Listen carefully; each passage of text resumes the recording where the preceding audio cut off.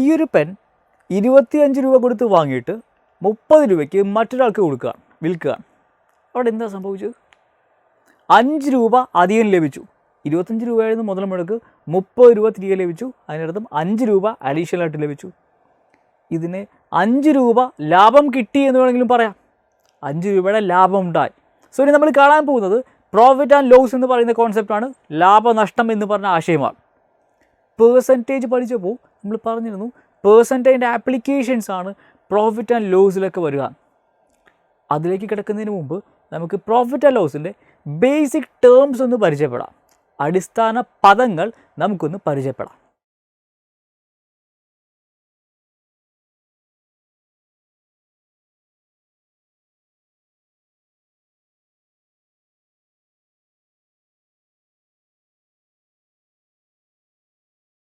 Profit and ലോസിലെ basic പദങ്ങളെ പരിചയപ്പെടാൻ നമുക്ക് നമ്മുടെ പെന്നിൻ്റെ എക്സാമ്പിളിലേക്ക് വീണ്ടും പോവാം. സോ ഈ പെൻ 25 രൂപയ്ക്ക് വാങ്ങിയെന്ന് പറഞ്ഞു. 25 രൂപ കൊടുത്ത് വാങ്ങി. സോ അങ്ങനെ വാങ്ങുന്ന നമുക്കൊരു വിലയുണ്ട്. അതാണ് വാങ്ങിയ വില എന്ന് പറയുന്നത് കോസ്റ്റ് പ്രൈസ്. CP എന്ന് പറഞ്ഞ് റെപ്രസെൻറ്റ് ചെയ്യാം. കോസ്റ്റ് പ്രൈസ് മുതൽ മുടക്കുന്നതിനെ പറയാം. ഈ 25 രൂപയ്ക്ക് വാങ്ങിയ പേന 30 രൂപയ്ക്ക് മറ്റൊരാൾക്ക് കൊടുത്തു എന്ന് പറഞ്ഞു. അതായത് 30 രൂപയ്ക്ക് വിറ്റു എന്ന് പറയാം. സോ അവിടെ വരുന്ന വിലയാണ് വിറ്റ വില അഥവാ സെല്ലിംഗ് പ്രൈസ്. സെയിൽസ് പ്രൈസ് എന്നും പറയാം. SP എന്ന് പറഞ്ഞ് ഡിനോട്ട് ചെയ്യാം. നമ്മൾ മുതൽ മുടക്കുന്നത് വാങ്ങിയ വില കോസ്റ്റ് പ്രൈസ് ആണ്. ഇത് നമ്മൾ ആർക്കെങ്കിലും വിൽക്കുകയാണെങ്കിൽ അത് വിറ്റ വില, നമ്മുടെ വിറ്റ വിലയാണ് സെല്ലിംഗ് പ്രൈസ് അഥവാ സെയിൽസ് പ്രൈസ്. 25 രൂപയ്ക്ക് വാങ്ങിയിട്ട് 30 രൂപയ്ക്ക് വിറ്റു എന്ന് പറഞ്ഞു. അപ്പോൾ എന്താ അവിടെ സംഭവിച്ചത്? 5 രൂപ അധികം ലഭിച്ചു. അതായത് 5 രൂപയുടെ പ്രോഫിറ്റ് ഓർ ഗെയിൻ എന്ന് പറയാം. ലാഭം POG എന്ന് പറഞ്ഞ് നമുക്ക് റെപ്രസെൻറ്റ് ചെയ്യാം. നമുക്ക് പ്രോഫിറ്റ് ആണെന്ന് എങ്ങനെയാണ് മനസ്സിലായത്? മുതൽ മുടക്കിയതിനേക്കാൾ കൂടുതൽ കാശ് നമുക്ക് കയ്യിലേക്ക് വന്നു. എത്ര രൂപ കയ്യിലേക്ക് വന്നു? അധികം 5 രൂപ അധികം വന്നു. എങ്ങനെ 5 രൂപ കിട്ടിയത്? ഈ രണ്ട് വിലകൾ തമ്മിലുള്ള വ്യത്യാസം, സെല്ലിംഗ് പ്രൈസും കോസ്റ്റ് പ്രൈസും തമ്മിലുള്ള വ്യത്യാസമാണ് ലാഭം എന്ന് പറയുന്നത്. ഇവിടെ വലുതായിരിക്കും സെല്ലിംഗ് പ്രൈസ് ആയിരിക്കും വലുത്. 30 രൂപയ്ക്ക് വിറ്റു, 25 രൂപയ്ക്ക് വാങ്ങിയ സാധനം. So selling price minus cost price ചെയ്താൽ, വിറ്റ വില മൈനസ് വാങ്ങിയ വില ചെയ്താൽ നമുക്ക് കിട്ടാൻ പോകുന്നത് പ്രോഫിറ്റ് ഓർ ഗെയിൻ ആയിരിക്കും. സെല്ലിംഗ് പ്രൈസ് ആണ് വലുതെന്ന് പറഞ്ഞു. സെല്ലിംഗ് പ്രൈസ് കോസ്റ്റ് പ്രൈസിനേക്കാൾ ചെറുതായിരുന്നെങ്കിൽ, കുറവായിരുന്നെങ്കിൽ എന്ത് സംഭവിക്കുമായിരുന്നു?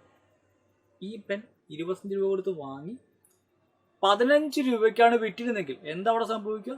10 രൂപ കയ്യിൽ നിന്ന് പോയി.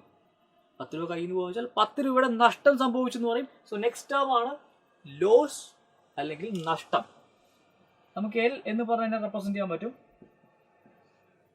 സോ ലോസ് എപ്പോഴാണ് ഉണ്ടാകുക? ലോസ് ഉണ്ടാകുന്നത് നമുക്ക് കോസ്റ്റ് പ്രൈസ് വലുതായിരിക്കും.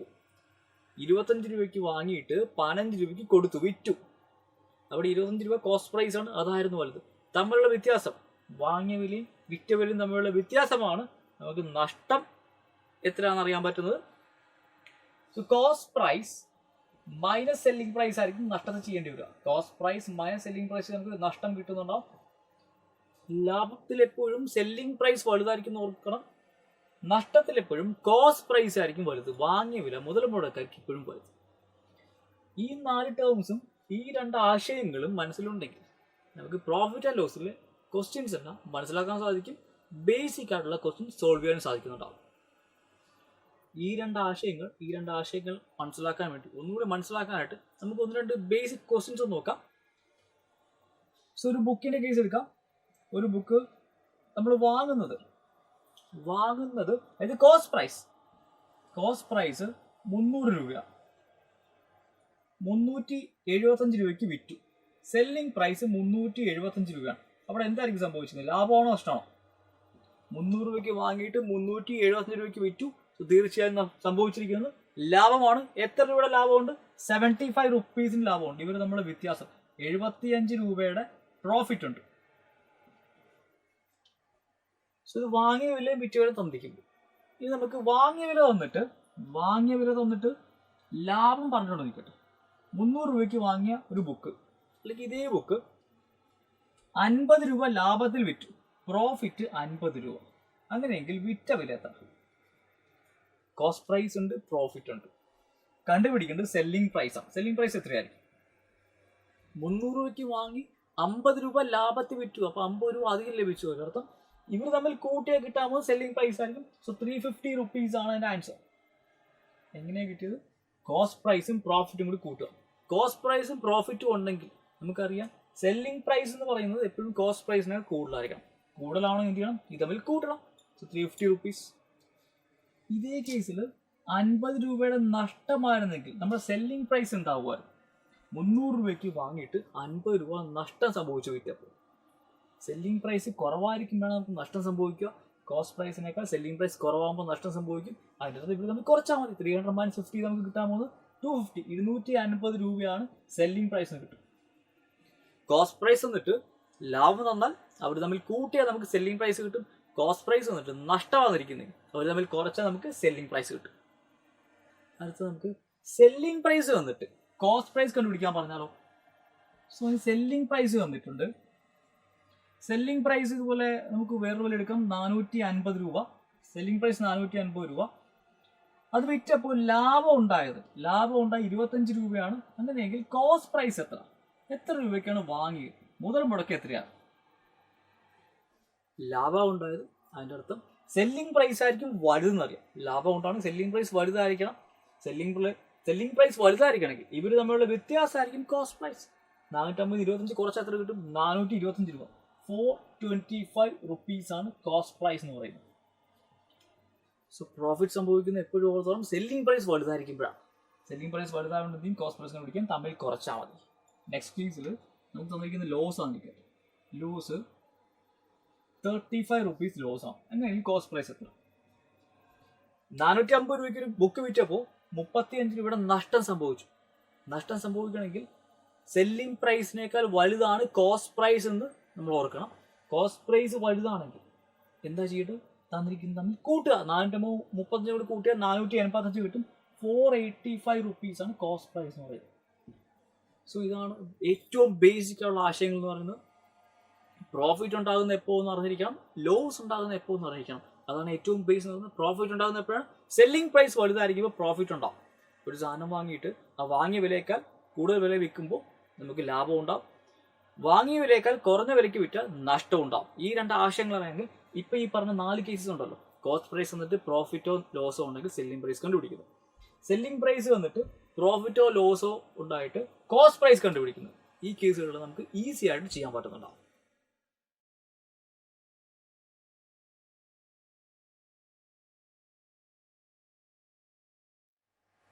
പ്രോഫിറ്റ് ആൻഡ് ലോസിലെ ബേസിക് ടേംസ് എല്ലാം നമ്മൾ കണ്ടു കഴിഞ്ഞു. ഇനി നമ്മൾ ശതമാനത്തിന്റെ ആപ്ലിക്കേഷനിലേക്കൊന്നും വന്നിട്ടില്ല. പേഴ്സൻറ്റേജ് ആപ്ലിക്കേഷൻസ് പ്രോഫിറ്റ് ലോസ് ഉണ്ടെന്ന് നമ്മൾ നേരത്തെ പറഞ്ഞിട്ടുണ്ട്. അതെങ്ങനെ നമുക്കിനി മനസ്സിലാക്കാം. വീണ്ടും പെന്നിന്റെ എക്സാമ്പിളിലേക്ക് പോവാം. വീണ്ടും ഈ പെന്നിന്റെ എക്സാമ്പിളിലേക്ക് പോകുന്നു. 25 രൂപയ്ക്ക് വാങ്ങിയിട്ട് 30 രൂപയ്ക്ക് വിറ്റു. ആ സമയത്ത് ലാഭമാണ് ഉണ്ടായത്. നമുക്കറിയാം ലാഭം പ്രോഫിറ്റ് 5 രൂപയാണ് കിട്ടി.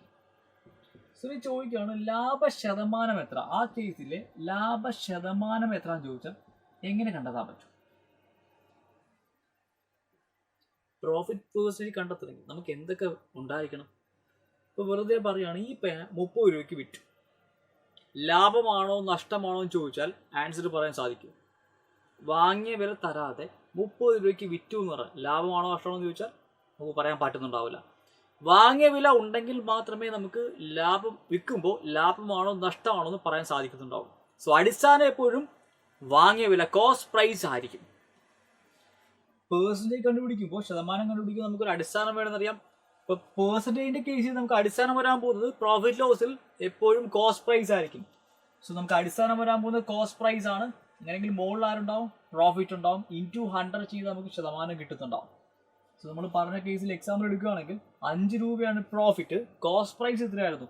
25 രൂപയ്ക്കാണ് വാങ്ങി. ഇൻറ്റു 100 ചെയ്ത് നമുക്ക് കിട്ടാൻ പോകുന്നത് പ്രോഫിറ്റ് പേഴ്സൻറ്റേജ് ആണ്. സോ ബേസിക് ഫോർമുല വേണമെങ്കിൽ നോട്ട് ചെയ്തോളാം. പ്രോഫിറ്റ് പേഴ്സൻറ്റേജ് എന്ന് പറഞ്ഞാൽ profit divide by cost price divider. എപ്പോഴും വാങ്ങിയ വിലയായിരിക്കും അടിസ്ഥാനം. കാരണം അടിസ്ഥാനം ഉണ്ടെങ്കിൽ നമുക്ക് മനസ്സിലാക്കാൻ പറ്റുള്ളൂ ലാഭമാണോ നഷ്ടമാണോ. സോ 5 × 25 നമുക്ക് ഡിവൈഡ് ചെയ്താൽ ഇവിടെ 5 കിട്ടും. 100/5 20%. 20% ലാഭം ഉണ്ടായി. 20% ലാഭം ഉണ്ടായി. അടുത്ത കേസിൽ നമ്മൾ വേറൊരു കേസ് കൂടി പറഞ്ഞു. 25 രൂപയ്ക്ക് വാങ്ങിയിട്ട് 15 രൂപയ്ക്ക് വിറ്റാൽ അവിടെ സംഭവിക്കുന്നത് ലോസ് ആണ്. ലോസ് 10 രൂപയാണ്. ലോസ് എങ്ങനെ നമുക്ക് കിട്ടുക? കോസ്റ്റ് പ്രൈസും സെല്ലിംഗ് പ്രൈസും തമ്മിലുള്ള വ്യത്യാസം. അപ്പോൾ ലോസ് കിട്ടും. ലോസ് 10 രൂപയാണ്. അങ്ങനെയെങ്കിൽ നഷ്ടശതമാനം, ലോസ് പേഴ്സണേജ് കണ്ടുപിടിക്കാൻ പറഞ്ഞാൽ എന്ത് ചെയ്യും? നഷ്ടമോ ലാഭമോ വേണമെങ്കിൽ നമുക്ക് എപ്പോഴും അടിസ്ഥാനമായിട്ട് ആരുണ്ടാവണം? വാങ്ങിയ വില, കോസ്റ്റ് പ്രൈസ് ഉണ്ടാവണം. സോ വീണ്ടും അടിസ്ഥാനം കോസ്റ്റ് പ്രൈസ് ആണെന്ന് ഉറപ്പായി. മുകളിലപ്പോൾ ആര് വരുന്നുണ്ടാവും? മുകളിൽ നമുക്ക് വരാൻ പോകുന്നത് ലോസ് ആയിരിക്കും. ഇൻറ്റു 100 ചെയ്ത് ആൻസർ കിട്ടുന്നുണ്ടാവും. ഇപ്പോൾ പറഞ്ഞ എക്സാമ്പിൾ നോക്കുവാണെങ്കിൽ 10 ആണ് നമ്മുടെ ലോസ്. കോസ്റ്റ് പ്രൈസ് 25 ആയിരുന്നു. 10/25 ഇൻറ്റു 100 ചെയ്ത് ആൻസർ കിട്ടുന്നുണ്ടാവും. 100ഉം 25ഉം കൂടി നമുക്ക് ഡിവൈഡ് ചെയ്യണം. 25 കൊണ്ട് ഡിവൈഡ് ചെയ്ത് കളഞ്ഞാൽ നമുക്ക് ഇവിടെ കിട്ടാൻ പോകുന്നത് 4 ആണ്. ഇവിടെ 1 കിട്ടും. 10 × 4 40. 40% നഷ്ടം സംഭവിച്ചു. സോ 40% ലോസ് ആണ് ഇവിടെ സംഭവിച്ചത്. ശതമാനം, പ്രോഫിറ്റ് പേഴ്സൻറ്റേജോ ലോസ് പേഴ്സൻറ്റേജോ ചോദിച്ചാൽ നമുക്ക് ചെയ്യേണ്ടതുള്ളൂ കോസ്റ്റ് പ്രൈസ് ആയിരിക്കും എപ്പോഴും അടിസ്ഥാനം. ക്വസ്റ്റനിൽ ഒന്നും പറഞ്ഞിട്ടില്ലെങ്കിൽ കോസ്റ്റ് പ്രൈസ് ആയിരിക്കണം അടിസ്ഥാനം. ബൈ ഡിഫോൾട്ട് കോസ്റ്റ് പ്രൈസ് ആണ് എപ്പോഴും അടിസ്ഥാനം. ലാഭശതമാനം ചോദിച്ചാൽ ലാഭം ബൈ വാങ്ങിയ വില, കോസ്റ്റ് പ്രൈസ് ഇൻറ്റു 100 ചെയ്താൽ ലാഭശതമാനം കിട്ടും. നഷ്ടശതമാനമാണെങ്കിൽ നഷ്ടം ഡിവൈഡഡ് ബൈ വാങ്ങിയ വില, കോസ്റ്റ് പ്രൈസ് ഇൻറ്റു 100 ചെയ്താൽ നമുക്ക് കിട്ടാൻ പോകുന്ന നഷ്ടശതമാനമാണ്. ഈ രണ്ട് ബേസിക് ആശയങ്ങൾ കൂടി നോട്ട് ചെയ്ത് വെച്ചോണം. ക്വസ്റ്റ്യൻസിലൊക്കെ ഇത് അപ്ലൈ ചെയ്യേണ്ടി വരുന്നുണ്ടാവും.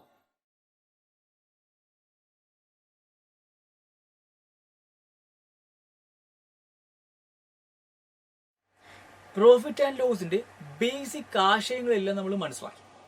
ഇനി ഇതുമായിട്ട് ബന്ധപ്പെട്ട് നമുക്ക് ബേസിക് ആയിട്ടുള്ള കുറച്ച് ക്വസ്റ്റ്യൻസ് നോക്കാം. ചോദ്യങ്ങൾ.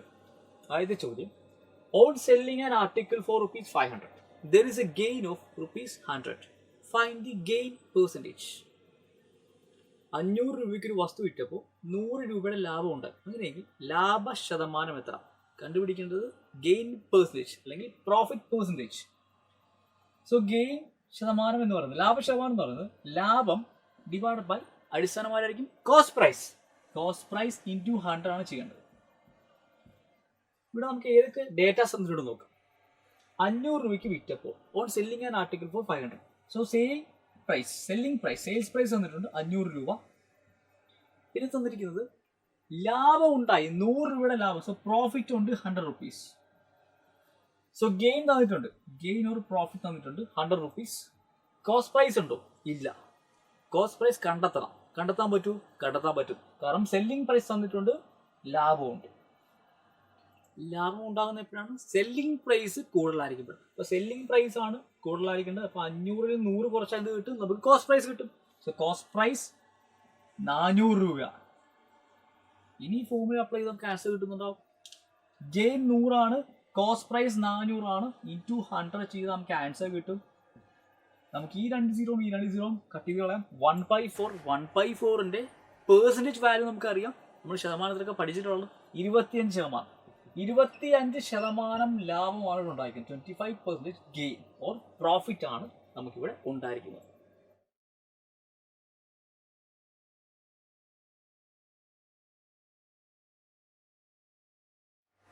ലാഭശതമാനവുമായി ബന്ധപ്പെട്ട ചോദ്യം നമ്മൾ മനസ്സിലാക്കി. ഇനി അടുത്ത് നമുക്ക് നഷ്ടശതമാനവുമായി ബന്ധപ്പെട്ട ഒരു ബേസിക് ക്വസ്റ്റ്യൻ നോക്കാം.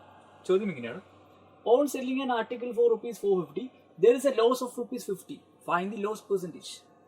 450 രൂപയ്ക്ക് ഒരു വസ്തു വിറ്റപ്പോൾ 50 രൂപയുടെ നഷ്ടം ഉണ്ടായി. അങ്ങനെയെങ്കിൽ നഷ്ടശതമാനം എത്ര?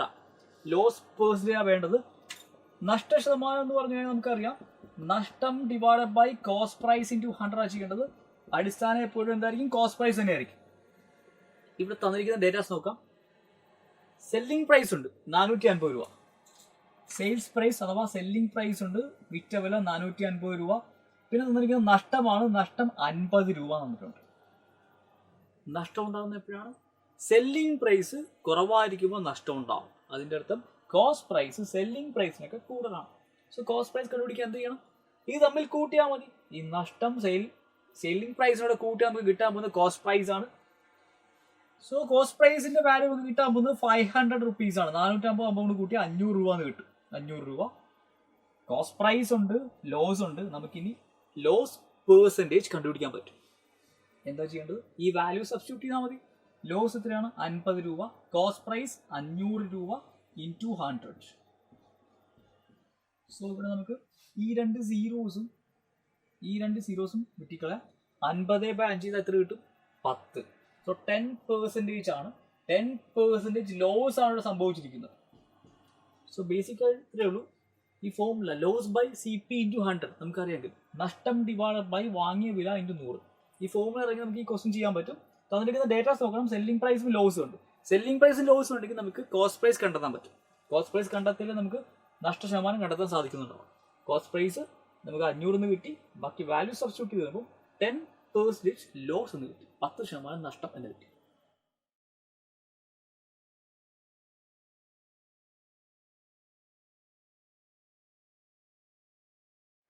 ബേസിക് ആയിട്ടുള്ള ക്വസ്റ്റ്യൻസിൽ ചില സമയങ്ങളിൽ നമുക്ക് വാങ്ങിയ വിലയും വിറ്റ വിലയും തരത്തിൽ അതിന് പകരം അതിൻ്റെ അംശബന്ധം റേഷ്യോ തരുന്നുണ്ടാവും. ആ റേഷ്യോയിൽ നിന്ന് ലാഭശതമാനം അല്ലെങ്കിൽ നഷ്ടശതമാനം നമുക്ക് കണ്ടെത്തേണ്ടി വരും. അതെങ്ങനെ നമുക്കൊന്ന് മനസ്സിലാക്കാം. ഒരു question, the ratio of cost price to selling price is 3:5. Find the profit or loss percentage. വാങ്ങിയ വിലയുടെയും വിറ്റ വിലയുടെയും അംശബന്ധം 3:5 ആണെങ്കിൽ ലാഭശതമാനം അല്ലെങ്കിൽ നഷ്ടശതമാനം എത്ര? സോ ഇവിടെ ഈ റേഷ്യോയിൽ നിന്ന് നമുക്ക് ലാഭമാണോ നഷ്ടമാണോ ഉണ്ടായതെന്ന് മനസ്സിലാക്കണം. അത് മനസ്സിലായാൽ നമുക്ക് ലാഭശതമാനം അല്ലെങ്കിൽ നഷ്ടശതമാനം കണ്ടെത്താൻ പറ്റും. റേഷ്യോ എന്ന് പറഞ്ഞാൽ എന്താണ്? 2 നമ്പേഴ്സ് ഉണ്ടെങ്കിൽ ആ 2 നമ്പേഴ്സിന്റെ റേഷ്യോ എന്ന് പറയുന്നത് അതിന്റെ ഏറ്റവും ചെറിയ രൂപം എങ്ങനെയാണ് കിട്ടുക? അതിന്റെ കോമൺ ഫാക്ടേഴ്സ് ഡിവൈഡ് ചെയ്ത് കളയുമ്പോൾ. സോ ഇവിടെ കോസ്റ്റ് പ്രൈസിന്റെയും സെല്ലിംഗ് പ്രൈസിന്റെ കോമൺ ഫാക്ടേഴ്സ് ഉണ്ടായിരുന്നു. അതെല്ലാം വെട്ടിച്ചെറുതാക്കി കിട്ടിയ രൂപമാണ് 3:5 എന്ന് പറയുന്ന റേഷ്യോ. സോ നമുക്ക് റേഷ്യോ എടുത്ത് എഴുതാം. കോസ്റ്റ് പ്രൈസ് ടു സെല്ലിംഗ് പ്രൈസിന്റെ റേഷ്യോ 3:5. ഇവിടെ നമുക്ക് എങ്ങനെയാണ് ലാഭം അല്ലെങ്കിൽ നഷ്ടം മനസ്സിലാക്കാൻ പറ്റുന്നത് നോക്കാം. സോ ഈ റേഷ്യോയുടെ അർത്ഥം കോസ്റ്റ് പ്രൈസ് 3 ഭാഗമാണെങ്കിൽ സെല്ലിംഗ് പ്രൈസ് 5 ഭാഗമാണ്. ഈ റേഷ്യോയിൽ ഏത് നമ്പറാണ് വരുന്നത്? 5 ഭാഗമാണ് വരുന്നത് അല്ലേ? 5 ഭാഗം ആർക്ക് കറസ്പോണ്ടിങ് ആണ്? സെല്ലിംഗ് പ്രൈസിന് കറസ്പോണ്ടിങ് ആണ് 5 ഭാഗം എന്ന് പറയുന്നത്. കോസ്റ്റ് പ്രൈസിന്റെ കറസ്പോണ്ടിങ് വാല്യൂ 3 ഭാഗമാണ്. സോ ഇവിടെ ലാഭമാണ് മനസ്സിലായി. കണ്ടുപിടിക്കേണ്ടതുകൊണ്ട് ലാഭശതമാനമാണ്. പ്രോഫിറ്റ് പെർസെൻറ്റേജ് അതിന്റെ ഫോർമുല എന്തായിരുന്നു? Profit divide by cost price × 100 ആണ്. ലാഭം ഡിവൈഡ് ബൈ വാങ്ങിയ വില × 100. ഇവിടെ നമുക്ക് വിലയൊന്നും തന്നിട്ടില്ല, പകരം റേഷ്യോ ആണ്. അതുകൊണ്ട് ആ റേഷ്യോനെ എടുത്ത് അപ്ലൈ ചെയ്താൽ മതി. ലാഭം 2 ഭാഗമാണ്. ലാഭം നമുക്ക് 2 ഭാഗമുണ്ട്. കോസ്റ്റ് പ്രൈസ് 3 ഭാഗമാണ്. × 100 ചെയ്ത ആൻസർ കിട്ടും. ശതമാനം കിട്ടാൻ × 100 ചെയ്യണമെന്നറിയാം. സോ 2/3 × 100. 2/3യുടെ പെർസെൻറ്റേജ് വാല്യൂ നമ്മൾ ശതമാനത്തിൽ പഠിച്ചിട്ടുണ്ട്, ശതമാനത്തിൽ മനസ്സിലാക്കിയിട്ടുണ്ട്. അന്നേ നമ്മൾ പറഞ്ഞിരുന്നു, അവിടെ വെച്ച് പറഞ്ഞിരുന്നു. കുറേയധികം ഫ്രാക്ഷൻ ഫോംസും അതിൻ്റെ ശതമാന രൂപങ്ങളും മനസ്സിലുണ്ടായിരിക്കണം. എങ്കിൽ നമുക്ക് ഇതുപോലെ ചാപ്റ്റേഴ്സ് ഒക്കെ വരുമ്പോൾ ഈസി ആയിട്ട് ആൻസർ എഴുതാൻ പറ്റും. 2/3യുടെ ശതമാന രൂപം 66 and 2/3 ആണ്. 66 and 2/3%. പ്രോഫിറ്റ് ഇവിടെ സംഭവിച്ചിരിക്കുന്ന പ്രോഫിറ്റ് ആണ്. So 66 2/3% profit. റേഷ്യോ ഒന്നും ചിന്തിക്കാൻ ഇത്രയേ ഉള്ളൂ. തനിക്കുന്ന റേഷ്യോ ആരുടെയൊക്കെ നോക്കുക, അതിൽ നിന്ന് ലാഭം അല്ലെങ്കിൽ നഷ്ടം കണ്ടെത്താൻ റേഷ്യോയിൽ ആരാണ് വലുതെന്ന് നോക്കുക. അതിൽ നമുക്ക് ലാഭം നഷ്ടം ഒന്ന് മനസ്സിലാവും. അതിനുശേഷം നമുക്ക് നേരെ അപ്ലൈ ചെയ്താൽ ഫോർമുലയിലേക്ക് അപ്ലൈ ചെയ്താൽ ആൻസർ കിട്ടും.